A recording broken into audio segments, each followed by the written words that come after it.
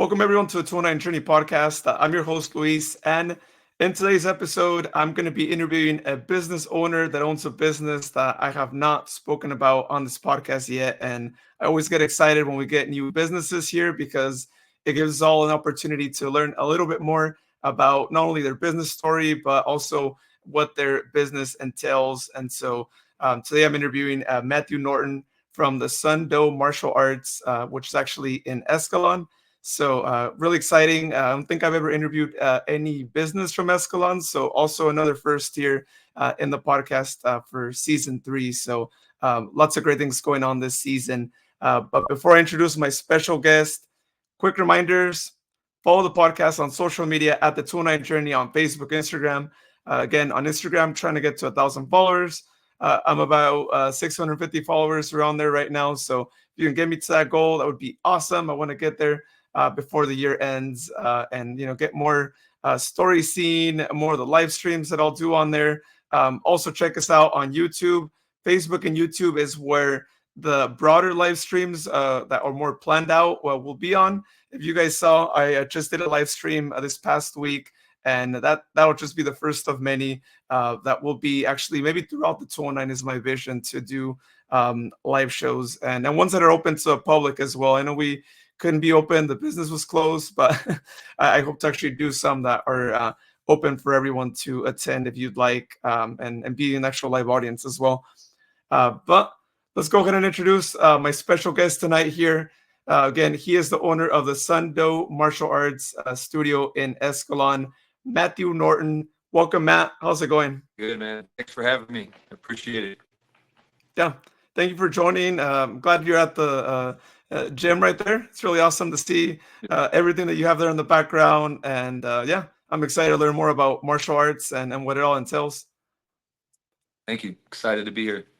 So before we get to martial arts, though, you were telling me you were born and raised in Modesto, just like I was here. So tell me more about what that was like and just how the city has changed. Oh, man. So, yeah, I was actually born and raised here in Modesto, or in Modesto.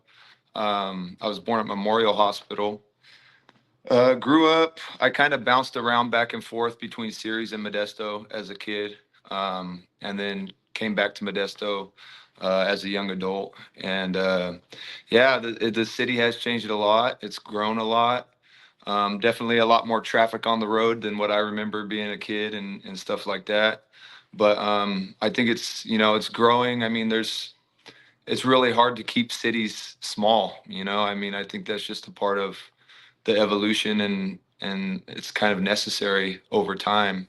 And yeah, it really has grown a lot. A lot of places came and went that were really popular. I remember Roller King as a kid. I remember Toys R Us being out there, in Modesto by the freeway, and like I was able to share a few of these things with my kids before they were gone. So it's kind of bittersweet, growing up in Modesto, living somewhere your whole life, because you're seeing the cool things come and then unfortunately sometimes go. But overall, Modesto's definitely it's not as bad of a city as it gets a rap for. I don't believe. Um, every time I'm away, if I take a vacation or something like that, whenever I come back into town, it definitely does kind of feel like home. So, it's easy to get complacent here and take things for granted. And then once you're gone, you kind of long for home again. So, yeah, just kind of grew up here, and I've had family that I was really close with grow up here with me, and then they moved away as they, got a little bit older. But I'm still here, holding it down for Modesto. So.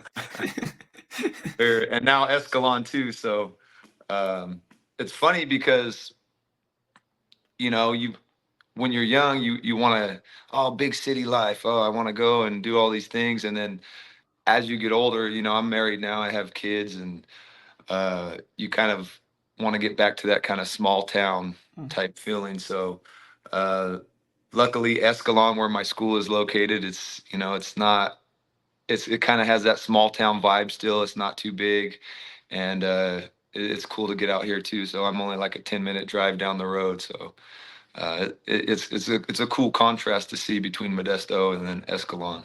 It's like night and day. Oh yeah, yeah. No, it's nice when you have all those towns like around, so you can still go and go Oh, and get that same vibe. Yeah, still close to everything, but far enough away if you need to kind of take a break and go out of town for a minute. oh yeah, yeah. But we all need those those drives right out to nature, out to the mountains and all that. And it's great that they're all around here. I think that's the other thing too, like why Modesto is such a good location is because we're literally like an hour and a half away from everything. The ocean, the mountains, a few hours from LA, so it's like you're like right in the heart. So it's kind of nice. Get spoiled out here without even knowing it. Yeah. Oh yeah. It's what I like to say as well. Yeah. To people who aren't from here, right? It's like, hey, there's the perks of living here. Yeah, oh, for sure.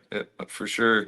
Unfortunately, the homeless issue has gone up I mean, it's kind of hard not to notice that these days, but I think that's everywhere in California right now. And Yeah. It's it's a tough, it's a tough issue, and it's definitely really gone up since I was a kid. And so I think with that comes some downsides as well. But in the grand scheme of things, I don't think we're doing too bad out here. Yeah, and you mentioned Roller King Oh yeah. earlier too, and I remember going there just like once, but I just it's got to come back, or someone's got to like bring it back. If it's not in Modesto, wherever else, but For make sure. it Yeah. happen, right? Like, No, for sure. It's funny because my wife actually brought that up today. We were driving out to the mall earlier, and we had to get some more school clothes for the kids. And she's like, they need to bring back Roller King because I forget we got on that subject. And I was like, yeah, I remember going there. Like our parents would drop us off, and they would just pick us up at like midnight. Leave us there for a few hours, and that's before cell phones. And they're just, hey, here's $20, have fun. Drop us off, and we would just hang out all night, man, play video games, skate. It was a good time. And it's weird to see like how times have changed from then till now. But like, I think, like you said, if they bring something like that back, it would be a hit around here for sure. yeah, Yeah. hopefully, fingers Old crossed. school quad roller skates. Yeah, we need something like that, right? I mean, I really don't know why it hasn't happened yet, right? I mean, you look at Modesto on ice, right? When it happens in Right. the December timeframe, and it's a lot of people go to that. Yeah. So you got the ice skating, like Yeah. give us some roller skating as well. Especially with the music, right? Like they played all the old school hits, and like I remember as a kid going there, and like I grew up with my parents always listening to all kinds of different music, from country to like old school, like funk and like heavy metal and all kinds of music. So I would remember going to Roller King and like hearing all these old songs and being like, oh, even like Motown stuff. And you're like, man, this is good music. So you just get out there and skate. And what was cool about that was like everybody who showed up, it was just to have a good time. Like everybody was there just to have fun. Like there was rarely anybody causing any issues. There was like no problems really that I could think of. Um, and it was just like people out there just wanting to have fun. And you don't see that too much these days. It's kind of sad. Um, I don't know if it's just because of the rise in technology and people are becoming like less social, but yeah, I think that would be something great to bring back for sure. Oh yeah, I mean it's really good physical activity too, right? Like you're Oh, out, you're like moving around, you're not sitting down all day yeah, I on a device.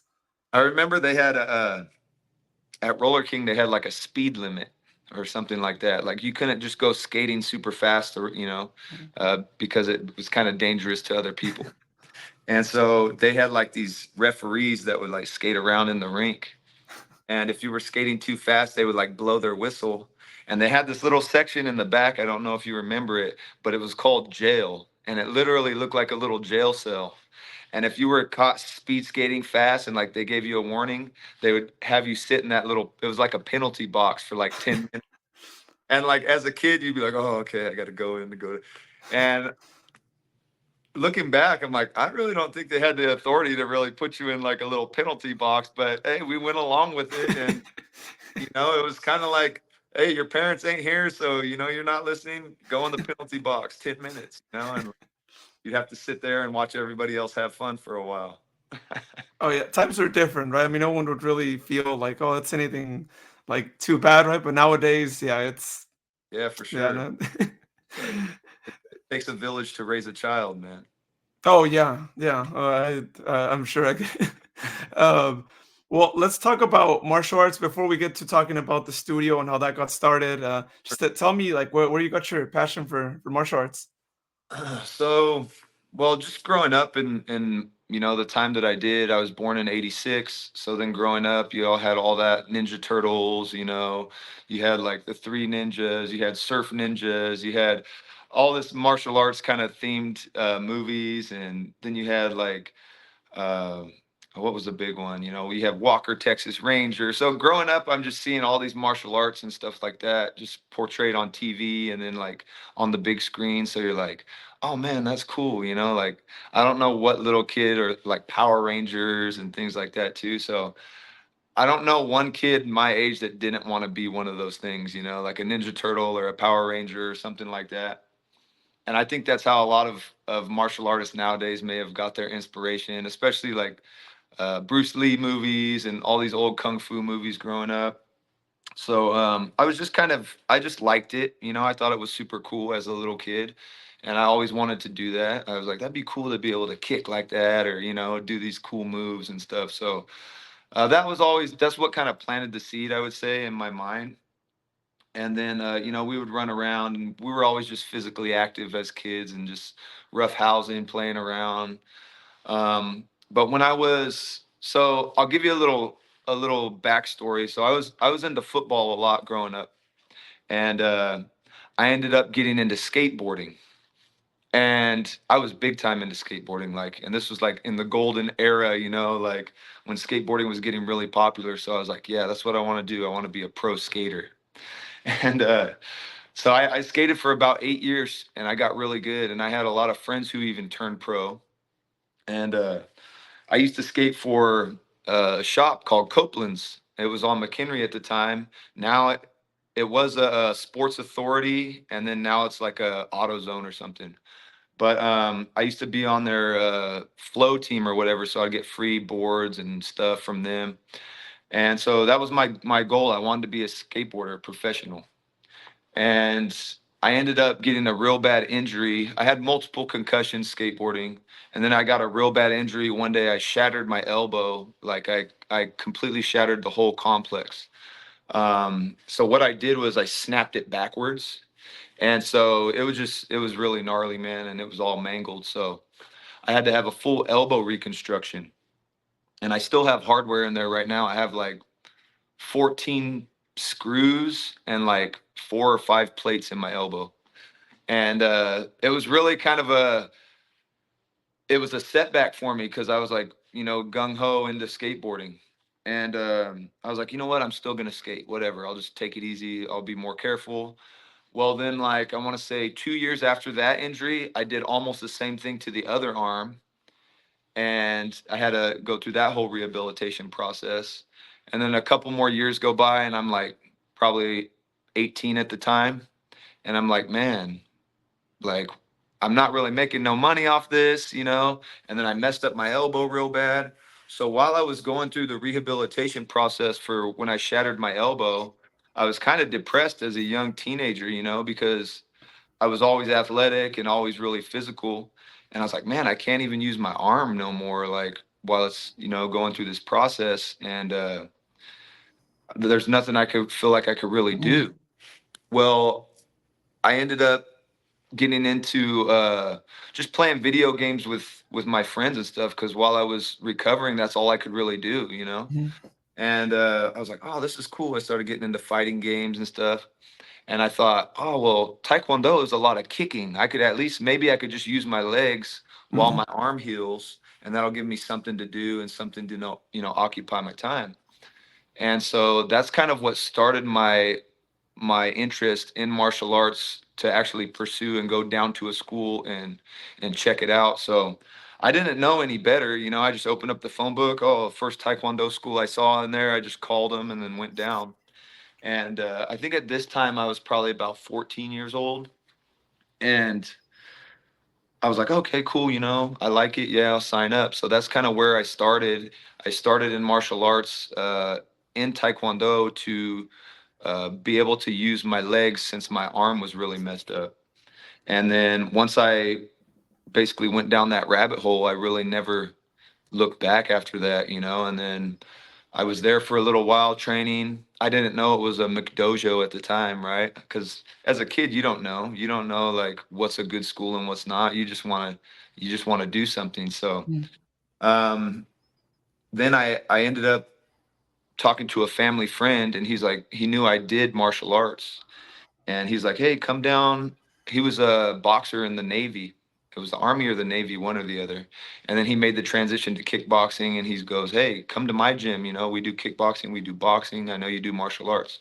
So at this time, I was probably like 16, and then I went to his gym, and then I got a taste of real sparring. You know, like real Mm. full contact kickboxing and boxing, and I was just getting the crap beat out of me there.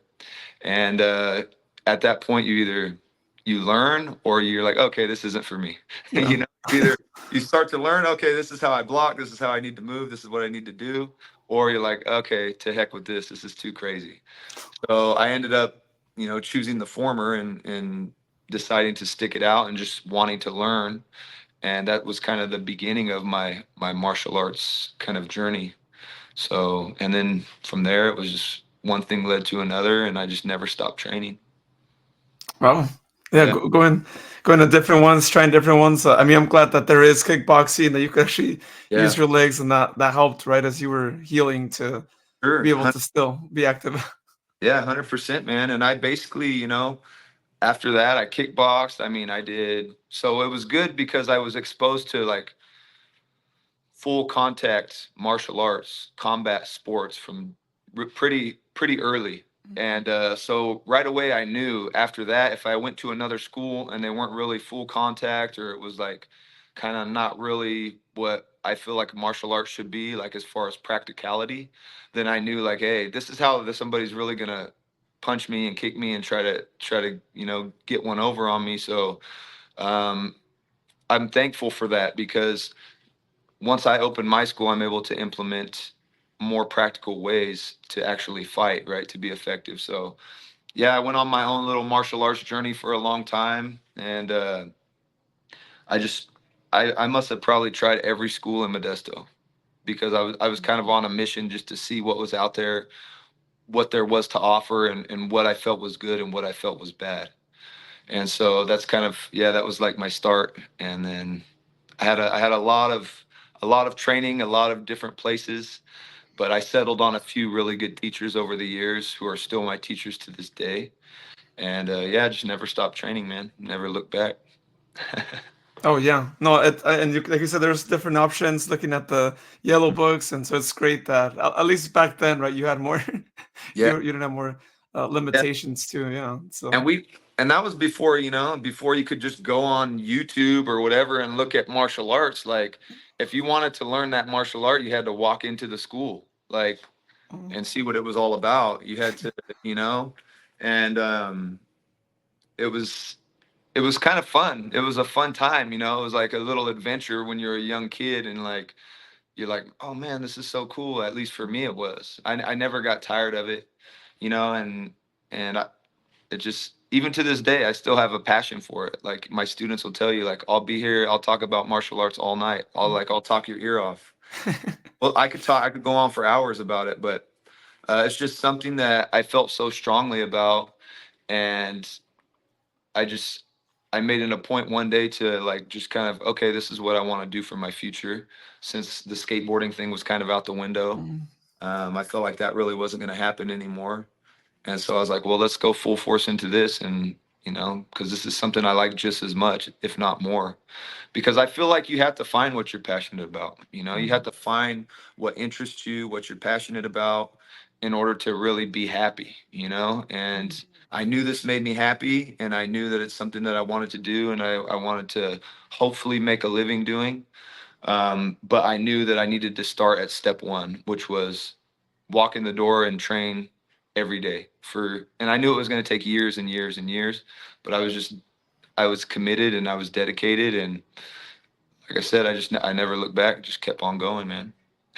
Yeah, I know, and it's great to be able to have a business that is related to your passion because then, I feel like you shine more for sure, right? Rather than just having a business just for the sake of it, right? Or to make money off a business. But For sure. um, speaking about that, let's go ahead and talk about Seon Do Martial Arts. Just tell me the story more about how you got that started and why Escalon instead of maybe Modesto, since kind of Okay. that's where you were at.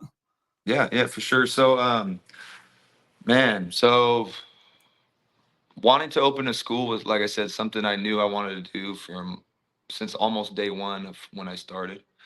Um, then once I finally started to gain some seniority and as far as my belt ranking goes and stuff like that, and just to gain knowledge in general, right? I started teaching for one of my instructors, and then I needed to get that teaching experience under my belt, and I'm thankful for him.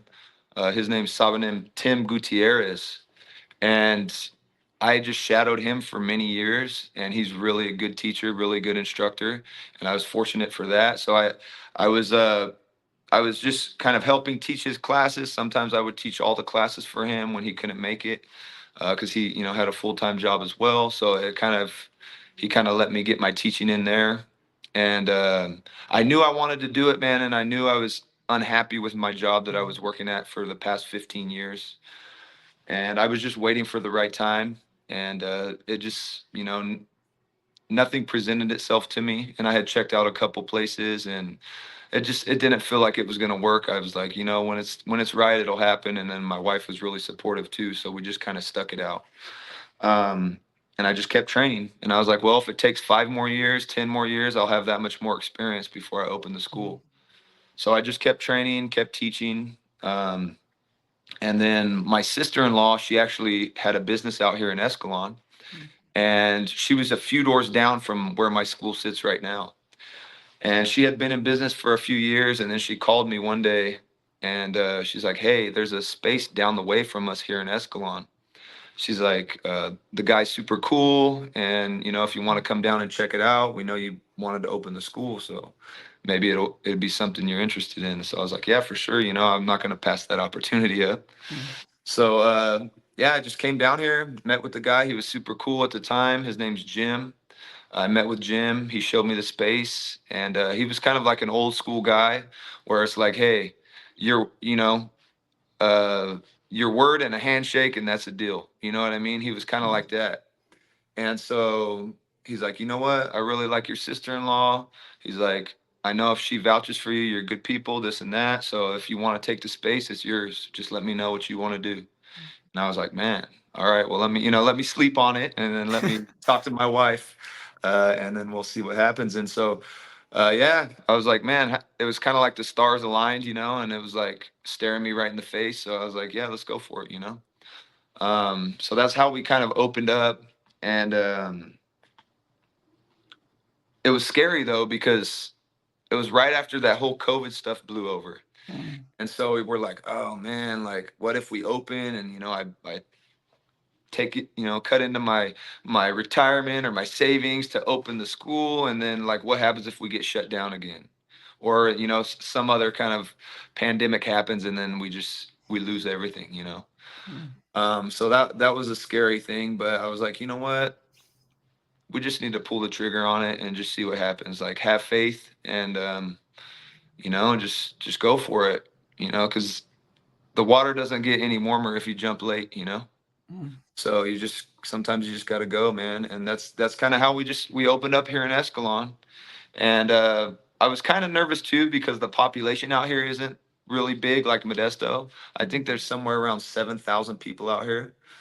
Um, but we're doing well. We're doing well. The rent's a lot cheaper than Modesto, so oh yeah. that definitely helps. But I'm just a I'm a believer in, like, a good product will sell itself, you know? So a lot of schools you go to, or any business, but a lot of martial arts schools you go to, they'll lock you into contracts, and you'll be like stuck paying this contract for 6 months or a year or something, right?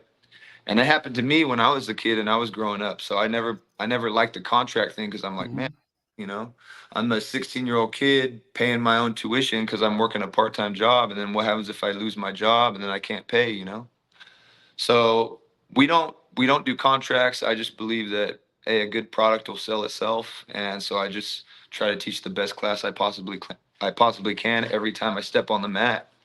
And we're pretty much all word of mouth other than our social media. And we're doing all right, you know. We're sitting at like 40 something students.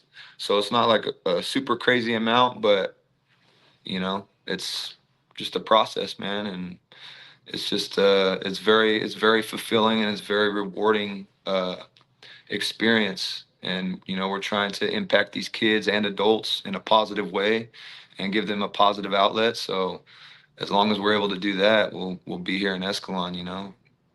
We might outgrow it. We're getting kind of uh, tight on floor space. You know, sometimes it's like 20 plus kids on the floor at one time. But you know, we make it work, man. I was the school I came from, my instructor, he had a really small school too. So we got really good at using the floor space uh, really well. So everything's very structured, everything's very organized. So we're able to utilize like every, you know, square foot of the floor. So we're doing all right, man.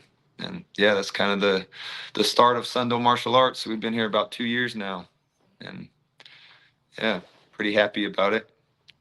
Yeah, no, that's really awesome, and you're right. I mean, word of mouth advertising, I always say, is like the best, right? Like, Sure. once you have, it's like people who are really happy about their experience there, they tell others, and if it's bigger families, then you're gonna have the entire family probably Yeah. Oh going yeah, there eventually. for sure. And that was my instructor too. Uh, he was all word of mouth for the most part. For the longest time, he didn't even have social media. I still don't think he really pushes social media, and he does really well. He does really well because he's a great teacher, and you know, people could see those qualities in a person, and that's what makes you stand out from others. You know, is just that's why I always like to talk to people in person. You know, I don't like to. I'll talk to people on the phone if they call, you know, and stuff. But I'm always like, hey, come in, check us out. You know, see if it's something you like. And I'm a firm believer in that. Um, and just being that person that stands out, it takes a lot more effort, a lot more work, a lot more energy, but you know, it pays dividends in the end for sure. So let's talk about the two different kinds of martial arts that you guys offer, right? Korean karate, Brazilian jiu-jitsu. Yeah. For people maybe who aren't as familiar with martial arts, like what are the differences between both of them? So Korean karate. Um, I'll backtrack a little bit. I'll get into a little quick history real quick for you. So originally, when I started in Taekwondo. Well, Taekwondo, especially more modern Taekwondo, all came from like a old school Shotokan karate, right? When it was in its infancy in Korea, they just called it Korean karate. And it was old school hard style. And it was basically just Shotokan karate and they just called it Korean karate. At the time they called it Tangsudo. And that was when the Taekwondo or the Korean karate was good in Korea. It was hard style. It wasn't all watered down like you see on the Olympics now, where they're like playing tag with their feet. You know, it's kind of I don't like the way that uh, Taekwondo went, especially here in the United States. It's kind of embarrassing to be honest. So my instructor came from an old school Korean karate or Taekwondo style. It was called Mudokwan Taekwondo, which was Korean karate, and it was very hard style. So when I learned under him, he had a lot of that hard style, old school Korean karate influence, and that's what I liked. And so Korean karate is primarily a striking style, you know, and it's very traditionally taught, just like Japanese karate, which I think is very important. So it's primarily a striking style, traditionally, and they say there's grappling components in it and stuff like that. But in reality, when you look at it, it was primarily a striking style. So punches, kicks. Sometimes you'll see knees and elbows, but you really won't see them too much in sparring. They usually do those more in like self-defense training where it's just like scenario based. So Korean karate is primarily a striking style. Um, the Korean karate I teach, and the reason I call it Korean karate and not Taekwondo is because I want to get away from the what Taekwondo has become. I don't want to associate my name or my style with what I think is kind of an embarrassment nowadays. Mhm. So Korean karate primarily striking, Brazilian jiu-jitsu primarily grappling. So I would say like 90% grappling in Brazilian jiu-jitsu and 90% striking in Korean karate. So they complement each other very well. You know, a Korean karate stylist or something like that, usually you won't see them have a very diverse ground game, or they won't have very diverse takedowns. And then a lot of times you'll see jiu-jitsu guys who are very good grapplers. They're good at grappling on the ground, but maybe their takedowns aren't the best and their striking is far from the best. So I believe that as a teacher, whether I'm teaching Korean karate classes, I teach them a lot of striking, but I'm going to teach them how to be well-rounded too. I'm going to teach them takedowns. I'm going to teach them grappling because I was exposed to that. Mhm. And so I know the reality of where a fight can go. And for me to just for if you were to come to me and say, "Hey, I want to do this," and I teach you just striking, and I say, "Okay, you're going to be good to defend yourself in the street if something happens," I would be doing you a disservice, I would feel like, as a teacher. So, my Korean karate class, my style that I teach, my goal is by the time my students go from white belt to black belt, is for them to be very well rounded. So they're going to have great striking, but they're also going to have takedowns. They're going to know some, basics of grappling and jujitsu and stuff like that. So where they're well rounded. And then for my jujitsu guys, the goal is the same. Teach as best as I can at jujitsu and get them really good at grappling, but also not leave out the striking, right? So in essence, it's almost like mixed martial arts, right? Because Mhm. for me as a teacher, I can't I can't leave out those things because for me it's so important for you to know all that. So um yeah, and traditionally Korean karate was just all striking and jujitsu was mostly grappling. But here I try to blend them together. And that was the goal of when I opened the school was to I wanted to teach in a traditional manner because I feel it's very important, the structure and the discipline and the respect. But I also wanted to incorporate the techniques that I know work, right? Because a lot of times in traditional martial arts, you get these hypothetical techniques, right? They're like, well, if you punch, I'm going to block and deflect and spin and turn, and Mhm. it's not real. So my goal was to teach in a traditional manner, but teach practical techniques that really work. And the way we find out, okay, how do our techniques work? Well, let's spar and find out, right? Like Mhm. that's the way you pressure test everything. So everything that I teach here, through time, the students will pressure test, and then they start to see what works and what doesn't. And so that's kind of the differences between the two. Again, Korean karate, mostly striking art, and then Brazilian jiu-jitsu, mostly grappling. But I don't leave out one or the other, regardless of which class I'm teaching.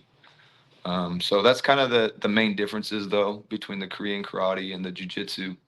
Um, I would say the Korean karate is very more structured too, very more formal, very more formal. Jiu-jitsu is still a little bit formal when I teach here, but a little more relaxed too. So I think they complement each other well, and I think that sometimes people will come in for Korean karate, and then they like, oh, you do jujitsu too, and then they end up getting into the jujitsu. Or some people will come for jujitsu and vice versa. Mhm. And so they kind of complement each other well. And I encourage people to train both. Hey, if you can, do both. Maybe you like one more than the other, but nowadays we kind of have to stay well rounded, and it's a lot of work. But where there's a will, there's a way. Oh yeah, no, it's great that they both complement each other, and that you get people that are trying to get into both. Now let's talk about those people that, which I'm sure it's probably a good amount, that have no experience, that they step into the gym, they want to learn maybe karate, right? Because that's probably Yeah. the maybe jiu-jitsu as well, since now it's more of a recent like term that Mhm. gets like thrown out there a lot. But what's your Sure. approach to training all the beginners, right, who again have no experience whatsoever? So the first advice I'd really give somebody is to like think about it, right? Think about it, see if it's really something you want to do. And then if you decide, okay, yeah, this is really something I want to do, it can still be intimidating to just walk in the door, right? Because you don't know what to expect. It's almost like the first day of school, you don't know nobody. And then we're talking about uh, doing something physical and some type of combat as well. And then a lot of times with people we don't know. So that's really awkward, especially for new students. So I would say just make sure it's something you really want to do and you have to kind of find your reason why you want to train, right? And then just step on the mat. That's it. Just step on the mat because even myself, I go through it a lot. Like, let's say I still train all the time. I still train with my instructor, and then I still train with my jujitsu coach as well. And there's always times where I go and I'm like driving to class or driving to a training, and I'm like, kind of don't feel like it. Maybe I should just go home, you know. And it doesn't matter how long. A lot of times, your mind will just try to talk you out of it, but you just got to step on the mat, you know.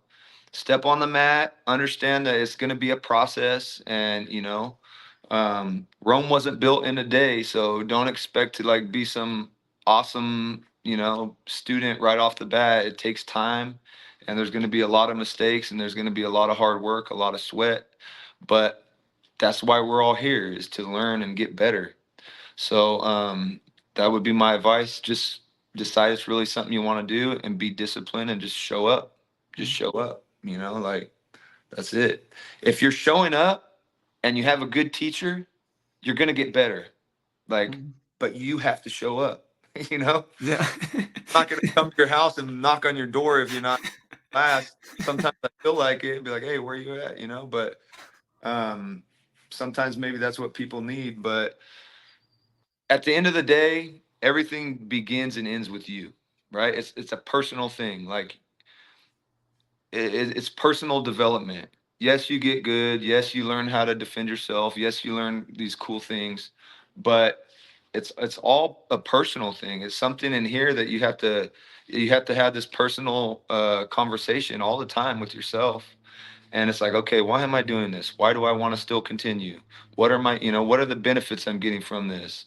Um, and it kind of takes a special kind of person too, though, because they say, instructors or school owners an attempt to get more students and stuff, they'll be like, "Oh, it's for everybody. Jiu-jitsu from age 1 to 100 or karate from ages 1 to 100. Anybody can do it." No, it's not for everybody because it's a lot of hard work and you have to be willing to work hard. You have to be willing to go through, these hard training sessions and then come back the next session. And like you kind of got to be a little crazy to want to do that, right? Especially when we start sparring and the students start getting better and better, so the intensity goes up, the sparring intensity goes up a bit. Jiu-jitsu is a big one. Like we're rolling, jiu-jitsu's pretty tough, and so especially as a beginner, you're gonna get mauled, you're gonna get destroyed, you're gonna get tired, you're gonna get beaten on the mat, and then to show up the next class with a smile like, hey, let me do it again, it's kind of like, it takes a special kind of person to want to keep doing that. So you really got to do soul searching and you got to think, okay, I'm gonna go for it, man. And if you make up your mind, follow it through, because otherwise what's the point of training for 6 months if you're just gonna stop, um, and then I tell people, let's say you start training, you train for a year and then you quit. You're gonna look back in 4 years and be like, man, I could have been this by now. I could have been that. I could have been this good. I could have had this belt, So it's like you just have to make a commitment and see it through. And like I understand, things happen, but for me, it becomes a life decision. We say, martial arts, a lot, especially traditional, we say there's that word do at the end, like karate do or taekwondo or tongsu do. Do means way or path. So we also translate that as to like a way of life, right? So once you start training, if you make up your mind to show up and you make up your mind to train and you're going through this, eventually you're going to hit a fork in the road. And I tell all my students this. It's either, okay, I see this is hard training. This is something I'm going to do until I get my black belt and then I'm just going to quit. Or I understand this is a lifelong pursuit and I'm just going to pursue it as a way of life. It just becomes a part of your identity and what you do, right? Just like you wake up in the morning and you tie your shoes. It's kind of the same thing. You train. And that's what we're looking for when we talk about, at least for me, when I talk about being a martial artist or pursuing martial arts. I approach them as a way of life rather than just a hobby. And I think that's what's going to carry you further on your journey in your training and stuff like that. If you look at it in that way, and then it's something you'll be able to do, yeah, until you're old, hopefully. So yeah, it's a lot of thought that has to go into it. And I still, I search myself all the time for fuel, right? So we start with the fuel source that motivates us to train. Well, eventually that fuel source starts to kind of burn out, and then you have to look for another fuel source, whatever it is. You could use whatever as long as it motivates you to get in here and put the work in and put the time on the mat. So it could be like a tragedy in your life. It could be something you're depressed about, something you're happy about. It could be your kids that motivate you, right? It could be, it doesn't matter. It's all personal. But you just have to have that fuel source for training, and you have to keep reigniting it over time, over and over. There's a saying they say, it comes from the old karate teachers, old karate masters. It says, karate is like boiling water. In order to keep the water boiling, you have to keep the flame high. Otherwise, the water will turn tepid. And that's how you have to approach your training and really kind of anything in life that you're passionate about, right? Like if we don't keep our flame high, then it starts to dwindle and then it becomes nothing. So there's a lot to think about if you're thinking about getting into it, but I would say step on the mat. Just step on the mat, keep showing up to class, and if it's a good teacher and it's a good school, then you're gonna get tons of positive benefits through your training. But it's about taking that first step. That's always the hardest part. Oh yeah, no, that's all really great advice, and yeah, it is a lifelong commitment. Like you mentioned, right? Just like with any other physical activity, you got to keep like going at it, or Yeah. it's not going to be the same, right? You can't just expect to be the same if you're not out there consistently training and Right. bettering yourself, like you mentioned, and all that. With new techniques, I'm sure there's always new Well. things coming Uh, by, right? oh yeah. So we have we'll do a training with the kids, especially.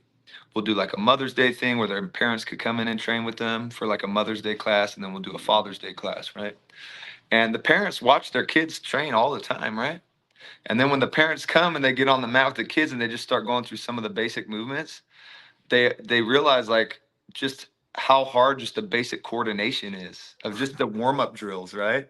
So then like, oh wow, this is harder than I thought and stuff like that. So yeah, it's really a humbling thing, but it's an eye opener, it's an eye opener, and I believe that we need that, everybody needs that kind of experience one time or another in their life to kind of see like where they're at, and whether it's with martial arts or something else, like it has to be kind of like a humbling eye opener to be like, oh, okay, I didn't realize this is what it actually takes to pursue something, to get good at something, right?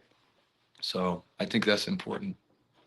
So I gotta ask this because I'm a big fan, as we talked about here before we started recording, of Yeah, Cobra Kai, right? I yeah, mean, that's where I see my martial arts there, and I'm sure, I mean, as with any TV show, there's like things that might be more fictitious and all that. So sure, maybe I'm wrong with this one too, but in the TV show, we see that there's a lot of competition, right? And it's a competitive environment out there, and there's a few rivalries that get formed, but yeah. how do you handle that? Is that a thing at the gym, Uh, or maybe in the past and gyms you've been at? Like, how's that handled?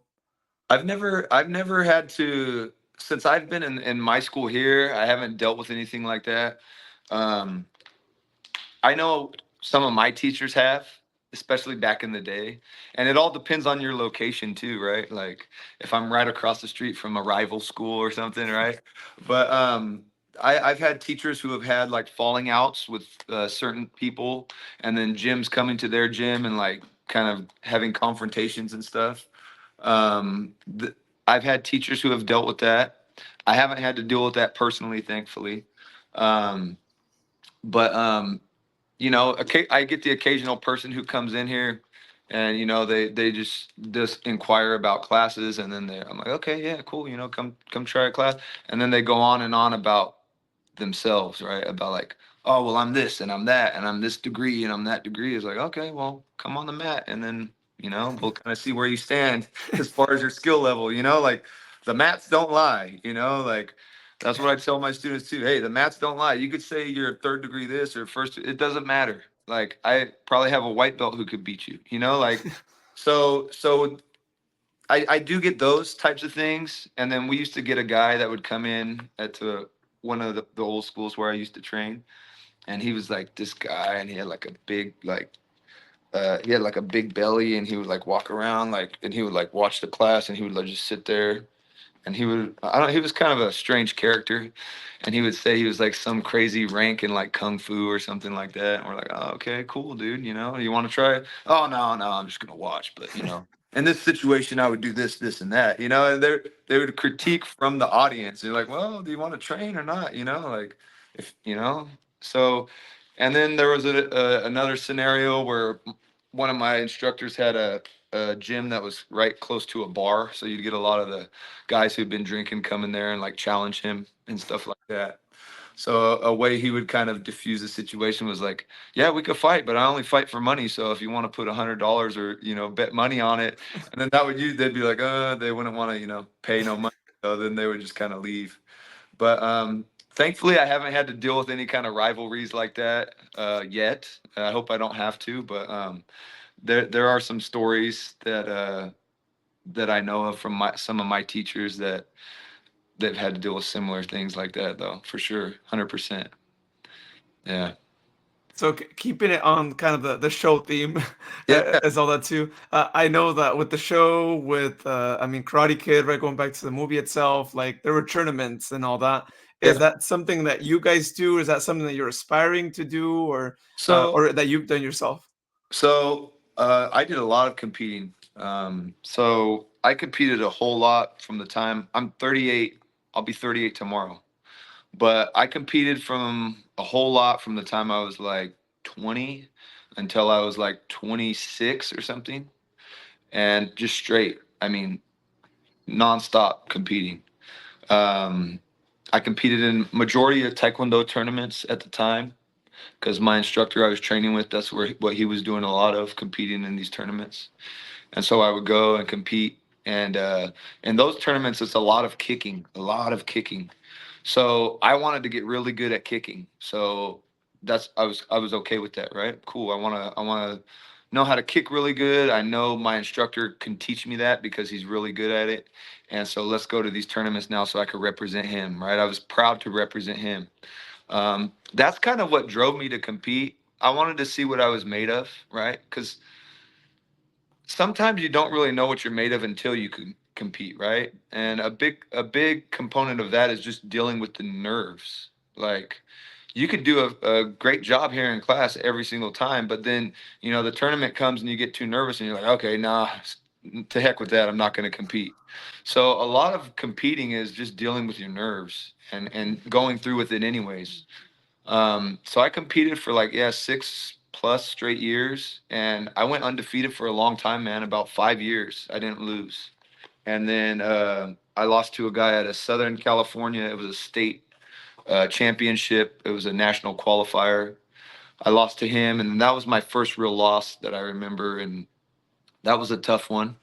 And then I qualified for nationals a few times and stuff like that, but it was always under like Taekwondo rules, which was a lot of kicking and stuff like that. But as I progressed and kind of matured as an individual, um, I really didn't feel the desire to compete anymore.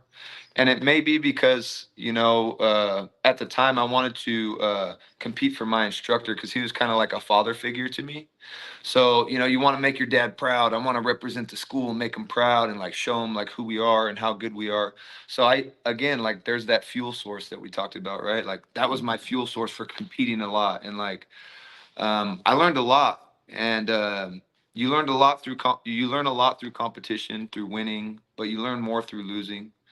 Um, the problem with that though is like there's not many competitions that I want my students to compete in that are that I feel like is practical for them. So competition, it could be a double-edged sword, right?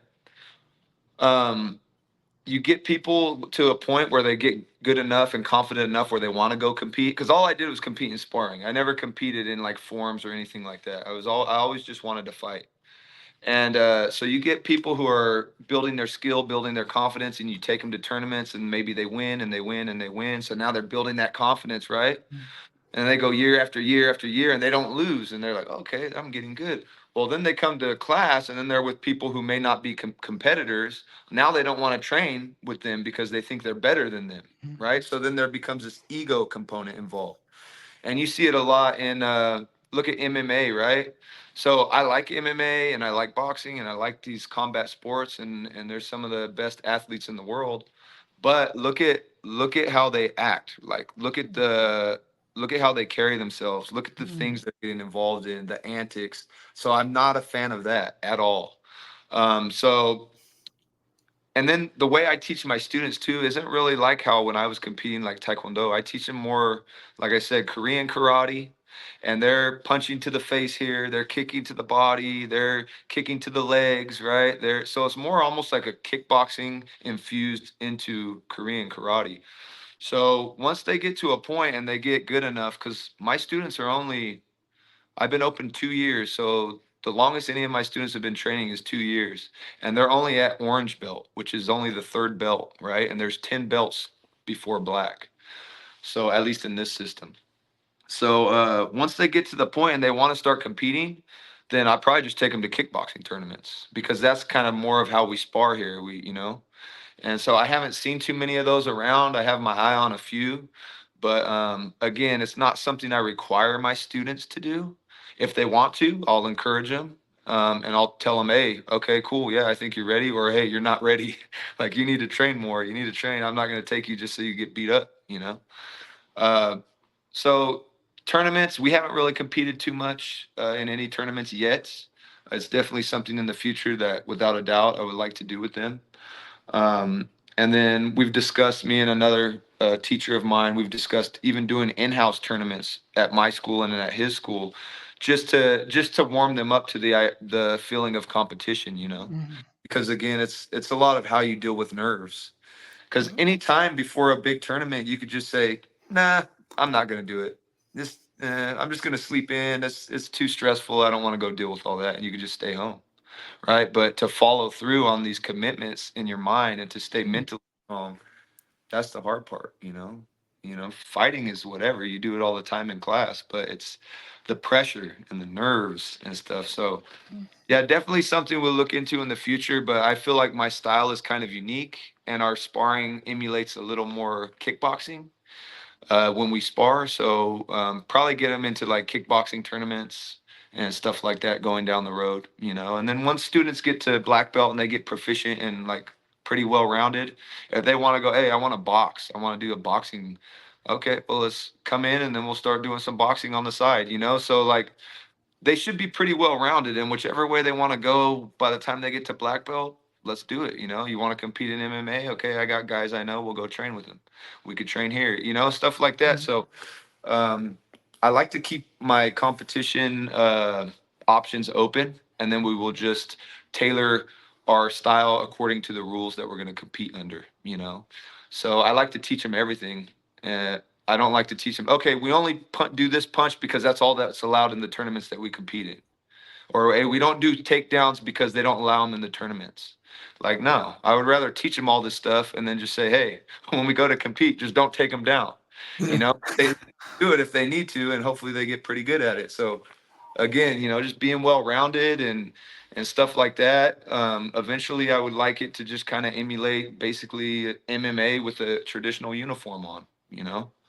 And I think that's the direction that martial arts needs to go, anyways.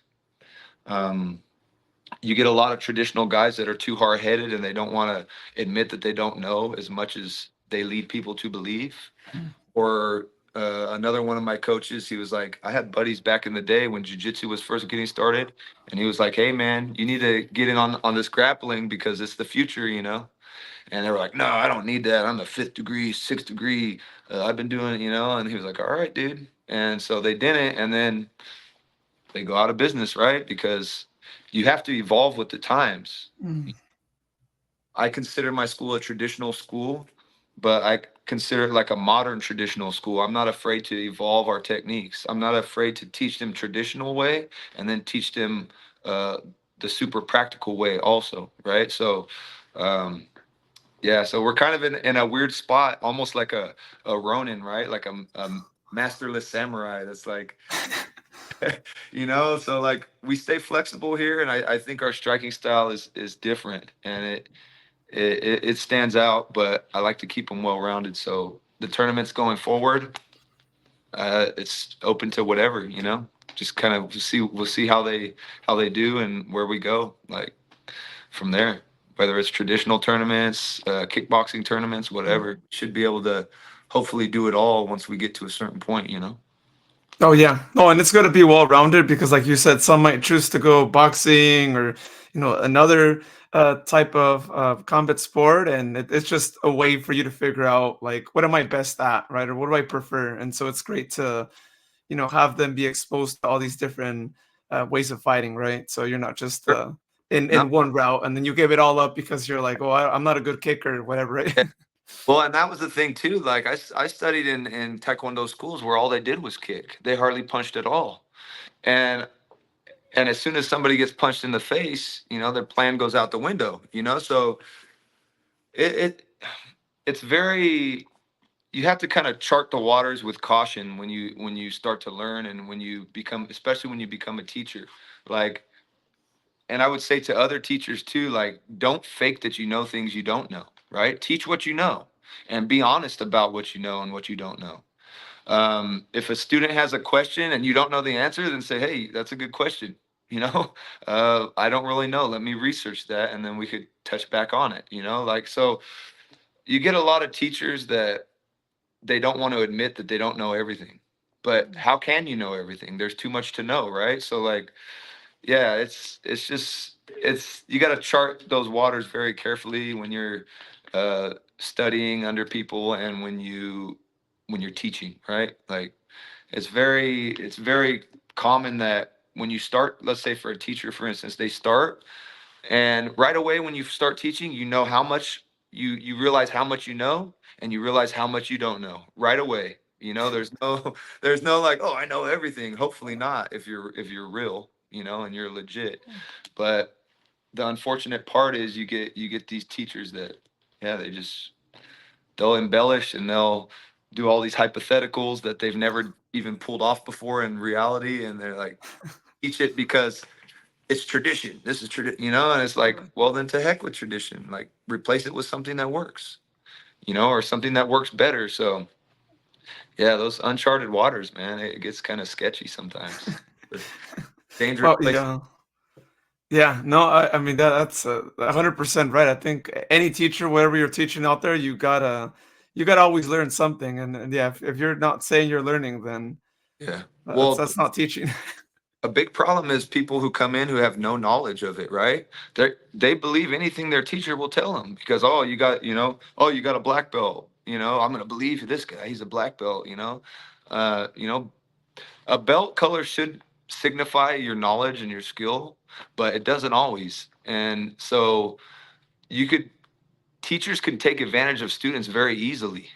They'll mislead them, right? They'll mislead them, and they'll, as long as they're paying, hey, I'll tell you what you want to hear because you're paying me. That's kind of the mentality that a lot of these teachers have, and students need to watch out for that because they'll just take your money, man. They don't care if you're getting better or not. They don't care if you're able to defend yourself, really defend yourself, like they're just getting paid. They're making a living, and they'll embellish their way to the bank. Yeah. Oh, yeah, yeah. No, there's sadly, right? There's Yeah, there's a lot of them out there, but I'm glad that you mentioned that, right? So that way, parents can be more familiar with those situations and all that. So along those lines, let's talk about those parents that might, yeah, be wondering, like, what are the benefits to martial arts, right? Maybe they're like kids are interested in it, and they're still kind of trying to wrap their hands around, like, right. what real benefits could they get? Like, what are some of those? The first thing right away that they'll probably notice is that the kids get on a routine, right? Like it's a routine, and we need to have routine in our lives. So there needs to be some structure. And so number one, they have a structure. They show up, they bow on the mat, they line up, they bow in, they start class in a traditional manner that's very formal and respectful. They go through all the warm-up drill, all the stretching drill. So they have some kind of a structure, right? So number one is they have structure. They know when they come, they know what they're going to be doing. So a lot of kids feel good when they know what to expect when they show up, right? So they start to get structure. Once they get the structure down, then they start to, everything in my class, especially with the kids, adults too, is yes sir, no sir, yes ma'am, no ma'am. There's no okay, I guess. There's none of that. It's yes sir or no sir. Like if we're leading, let's say we're leading a stretch, let's say down to your left side, yes sir, and everybody says yes sir, and I'm on the kids about that. It's not because it's not because like I have like this power trip and I want you to call me sir, right? It's because I want them to be respectful and to build that automatic response when an authority figure is talking to them, they're respectful back, right? Yes sir, no sir, yes ma'am, no ma'am. And you don't hear that a lot these days. If you do talk to somebody like that, they'll be like, "Are you in the military? Have you been in the And you're like, "No, I just this is how I was taught." So after they get the structure, they'll learn respect, right? They'll learn respect. And then after that, they start to build the cardio, right? The conditioning of their body, the fitness aspect of it.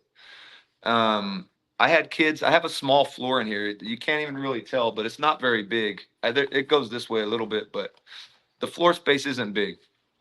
I had some kids when they first started, they couldn't even run 10 laps around this floor without getting tired, right? And they kept training, they kept training. Their parents kept bringing them. Again, they had discipline, right, to keep showing up. Their parents had discipline to keep showing up, keep bringing them. And now, man, some of these kids, they'll stay two classes in a row. They're like, "Can I train the next one?" Sure. If you feel like your cardio is good enough. And so, yeah, they'll train for two classes sometimes. So then you get that benefit, right? Then the skill benefit comes. That's what takes longer, right? The skill. The skill comes later. And then once they start to notice all these aspects of their training, then they get self confidence because they're like, "Man, I can do this now. Like, I could stretch better now. I could run these laps now that I couldn't do before. Oh, I could kick higher. I'm learning the technique. Oh, my instructor says, oh, you did it this time. Good job." So now they start to believe in themselves. And that's the ultimate thing, right? Like, if we could teach people to believe in themselves, then they could do whatever they set their mind to. But that's kind of like the progression, especially with the kids, but that goes for adults too, 100%. So that's what I would say, the structure, then the discipline, then the benefit of the conditioning, and all this and then the technique and then the self-belief that they can do it. And that makes a powerful recipe. That's why I like to teach traditionally because I've seen hundreds of kids go through that evolution with my Mm. instructor now here. And I believe in that. I believe in the structure. I believe in the way that works and how we teach. And so, I mean, I got one kid in here right now, uh, so confident now. And there was a time where I thought maybe he wasn't going to continue training. And now he's just like so respectful. He's one of my strongest students, and he's only a yellow belt. He hasn't even been training for 2 years. So it's really cool to see that. And that right there is what I think is the best benefit for parents when they, when they bring their kids in here, when they see that confidence in their kids, and it's like a whole new look for them. And that's hard to do sometimes, especially nowadays, like with the technology and stuff. Mhm.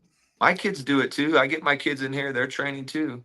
But I get them at home on those, YouTube, all this stuff. And there's, I get home and like my kids are still laying there scrolling. I'm like, hey, get off your phone.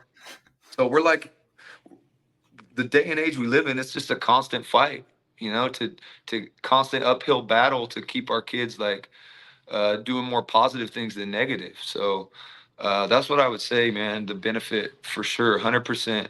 Whether it's for kids or adults, that's kind of the evolutionary process.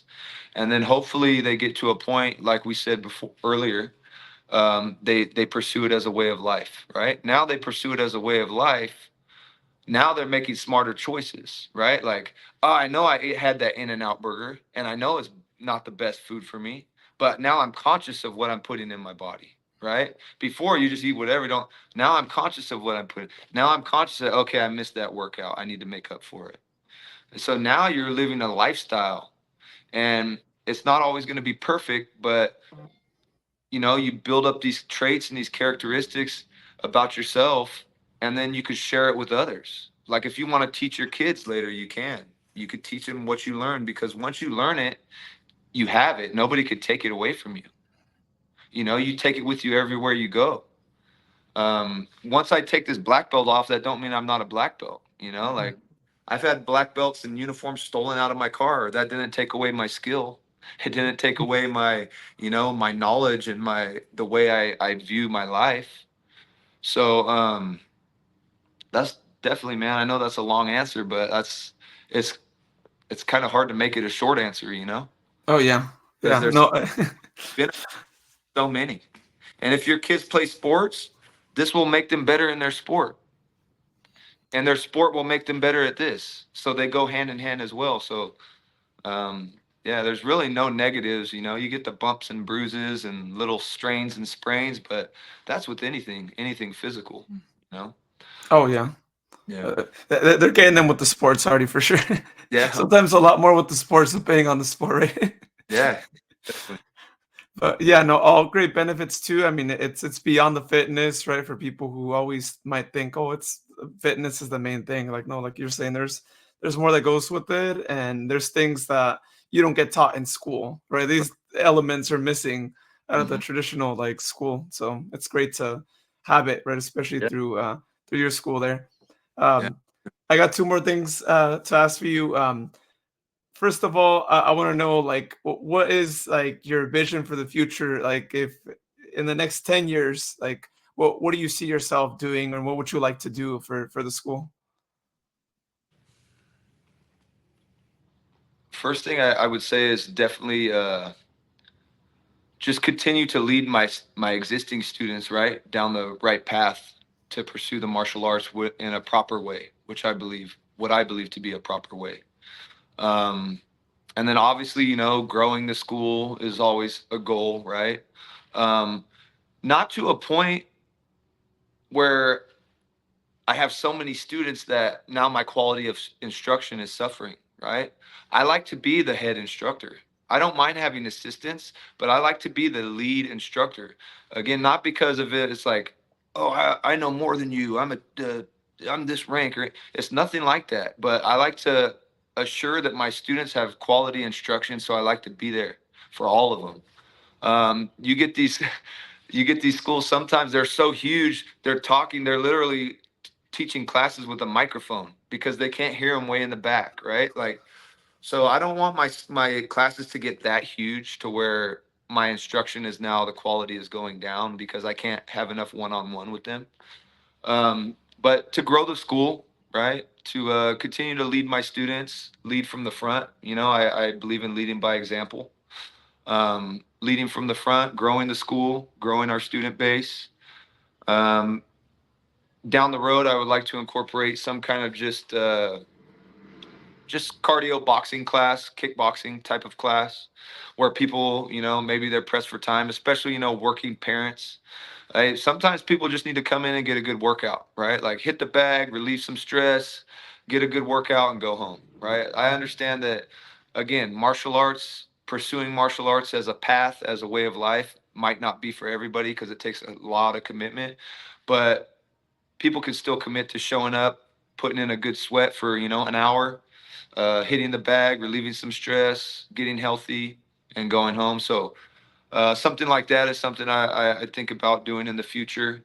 Again, I'm pressed for space here, so I got to be really smart and calculate, tactically how I'm going to do everything. But I would like to get some kind of cardio kickboxing class going on for students as well.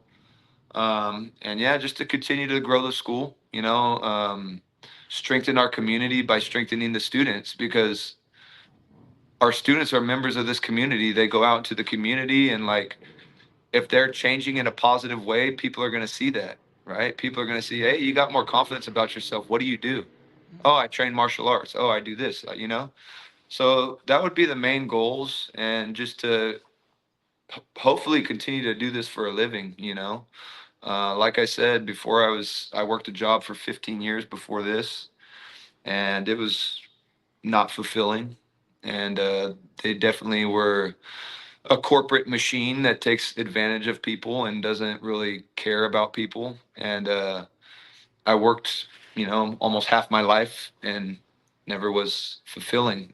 And I've had the school for 2 years, and it's been more fulfilling, more enriching, more positive than anything I ever did over there for 15 years, 15 plus years. So, yeah, that's the goals, just to continue to be a positive place here in Escalon. And maybe one day we expand, or maybe one day I open a second school. But, we'll see what happens. Just taking it one day at a time, just continuing to teach the best classes that I know how to teach on a daily.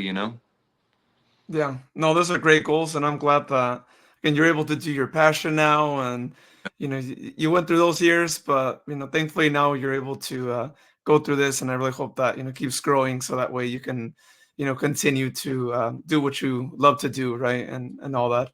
Yes, sir. Um, One last thing here for anyone listening who has any more questions to ask you, or maybe they want to find out when classes start and all that. Like, where can people follow the business at, and maybe how can they contact you? So we're in the process of making a website, but we're on social media. We're on Facebook at Sundo Martial Arts, Seondo Martial Arts, and then the same thing on Instagram at Sundo Martial Arts. So if you're kind of curious about what we do here, you could just go on there, check it out. We have some videos of technique, of some sparring, of kids, just things that we do here. So you kind of get an idea of what it is we do. Um, and our classes, I'll give you a schedule of classes real quick. It's just Monday, Wednesday, Friday. We offer two kids classes back to back. So the first kids class is 5 p.m. to 5:45 p.m. And then the second one is 6 p.m. to 6:45 p.m.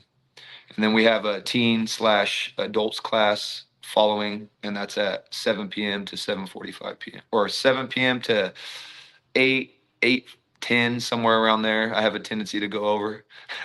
So yeah, that's Monday, Wednesday, Friday. We offer those classes, and that's Korean karate. And then Tuesdays and Thursdays, Brazilian Jiu-Jitsu from 7 p.m. to 8 p.m. And that's for adults only. Oh, well, that's great. A little bit for everyone, Yeah, yeah, different times, all that, because people have different schedules. So it's great to have that for sure. variety in the mix. So Yeah, if anybody has questions, just reach out to me, either on Messenger, Instagram, Facebook, either way. And then our email's the same, sundomartialarts@gmail.com. So whatever's convenient for anybody out there, questions, comments, anything like that, more than welcome to reach out to me. awesome. Well, hey, Matt, thank you so much for your time. This is really great, really insightful for everyone who isn't too familiar with martial arts, or maybe like myself, who knows it through Cobra Kai, Yeah, yeah. can actually know more of what the off the screen situation is like, and all that. Because I'm sure there's truth to it, but there's probably a lot of like fictitious, right, or Yeah, like maybe exaggerated things on it's TV show. very to romanticize the idea of martial arts, right? Like, if I learn, I could beat up 5 guys in the parking lot. That's kind of in not reality, but if that's what it takes to pique people's interest and to get them in the door, then I'm all for it. And then they learn what it takes over time through showing up to a legit school, a legit teacher, and then they see what it's all about. So I appreciate the opportunity. I do, and maybe down the road we'll just have to do it again sometime. Oh yeah, for sure. Maybe like a demo Sure. of like different techniques and all that, so people can see it in action too. Oh yeah, for sure. I'll do that all day. Yeah, awesome. Well, yeah, thanks again. This is great. Appreciate you. Thank you, sir. And just another reminder again, social media pages for the 209 Journey, Facebook and Instagram. You can find it at the 209 Journey. You can also check out the 209journey.com to listen to episodes. You can watch the episode recordings if maybe you haven't listened to a podcast yet. I now do video interviews as well. So that's a new thing here for season 3. So if you want to check out the video recording of podcasts, you can actually go on the website. You can go on YouTube. We're also on Facebook as well. So just 3 different avenues if you'd rather watch the podcasts, or if you want to go back and maybe watch the podcast as well, then you can do so there. Also, if you are watching the video podcast, especially if you're watching on YouTube, if you could hit that subscribe button, that would be awesome. I not only post the episodes on there, but sometime in the future, I'll be recording videos that will get posted on there. There won't be interview videos, but just videos around the 209. So if you subscribe, you'll find out when those videos get posted. Also on Facebook, you hit that like button, follow the page as well, and it'll actually notify you if you hit the notifications once new videos get posted. If you are listening to this podcast on Spotify, Apple Podcasts, Amazon, wherever you're at right now, hit that follow button. If it's subscribe, if it's any other terminology, I know they sometimes use different ones. Do that as well, so that way you get notified when new episodes get posted, since I am trying to post episodes twice a week. Sometimes it's once a week. Sometimes there is none. If there is none, and I haven't had any that have been scheduled that I've recorded yet. But sometimes it's just one. It really depends on the week. But hopefully sometime in the future, it could be twice a week, every week. But for now, it'll be 1 to 2 times a week. But in different days, different times. So if you do get that subscribe or that follow activated on there, then you'll find out when those episodes get posted. Also on YouTube, when I post the video for a new episode, I do a premiere as well. So if you subscribe to that channel, you can actually find out when not only when the new episode gets posted, but also when the premiere happens. And so you could be some of the first to watch a new episode interview on there. And not only that, but also a live chat function gets activated on there. And so when that gets activated, you can also chat with other people if others are on there as well. But with that being said, y'all, thank you so much for listening to tonight's episode, or watching if you're watching on YouTube or Facebook. I hope you have a good morning or good night, and you'll hear me in the next few days here on the 209 Journey podcast.